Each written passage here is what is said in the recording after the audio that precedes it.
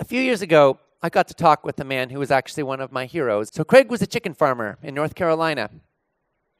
And he had inherited some land from his family. And he decided to go into the chicken farming business because he wanted to make some money to support his kids and future generations. And he opened a Purdue broiler operation with about 20,000 birds in giant warehouses. And the way it works is kind of interesting economically for chicken farmers in the Purdue system, and this is not unlike how most of our chicken is raised today, where he actually had to provide the land and pay for all of the infrastructure to get it set up with large loans that he took out.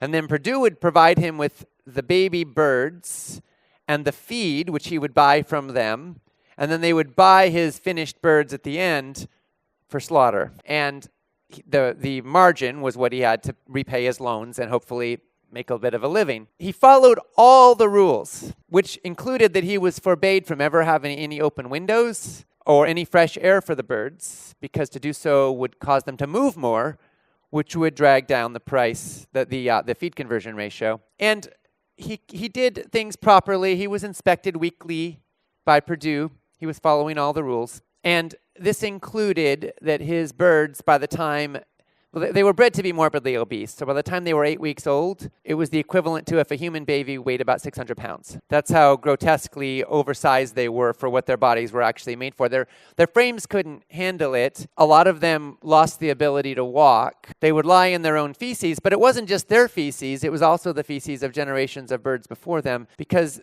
the floors were cleaned about every 3 years. So the birds are lying in fecal material. They're unable to walk. Their feathers are falling off. They develop open sores. About 5% of them would die before harvest time. So imagine the scenario, imagine the stench in this enclosed barn where there's dead bodies littered around and a lot of birds with open sores, and they're lying in fecal material, and it smells horrendous. And this is an award-winning Purdue broiler operation in North Carolina. So one day, Craig is watching television, and Jim Purdue comes on, and he says, "Our chickens are cage-free, and we treat them right. They're happy, and they're healthy." And he'd had enough. He felt that he was being exploited. After 20 years in the operation, he was still not out of debt yet, and he felt that he was perpetrating cruelty, and if he didn't do something, he was also perpetrating a lie. So he invited Leah Garces, the then director of Compassion in World Farming, now the director of Mercy for Animals, to come on into his award-winning Purdue operation and film with cameras rolling what was actually happening there. So they came in, they developed a friendship. She filmed it all, and then they broke the story to the media. Became a viral sensation. Millions of people watched the footage, were horrified. Purdue was not pleased. They tried to censor him. They tried to shut him down. Purdue and Craig had a very contentious relationship after that. Within a couple of years, he decided to get out of the chicken business. And today, he is growing mushrooms. And he's converted his barns into mushroom farms, indoors. And he's actually also being a consultant to help factory farmers transition to other vocations. Now, when Craig took the stand to invite those cameras in, he didn't know what was going to happen. He didn't know he'd find another livelihood. And he just did what felt morally necessary to him for his own integrity. And he didn't have a big education. He didn't have a big safety net. He didn't have a lot of other options. And can you imagine what kind of courage it took for him to make that change, to take that stand? And that inspires me.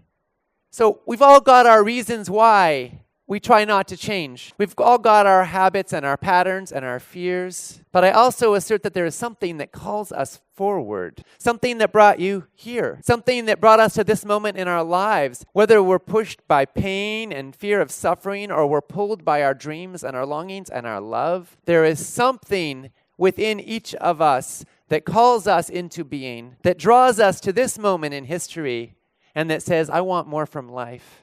Hey there, vegan family. Thank you so much for watching our video clip. If you liked it, please give it a thumbs up, hit subscribe, tell all your family and friends. We really want to help this channel grow, so that would be amazing. And also, if you really liked it and you'd like to purchase the entire video, you can head to the link in our description box below and you can purchase this video or get the collection from the cruise. So thanks again for watching. Hope you're having a beautiful day, and also hope we get to see you aboard the ship very soon. Aloha! Whoop, whoop, whoop, whoop.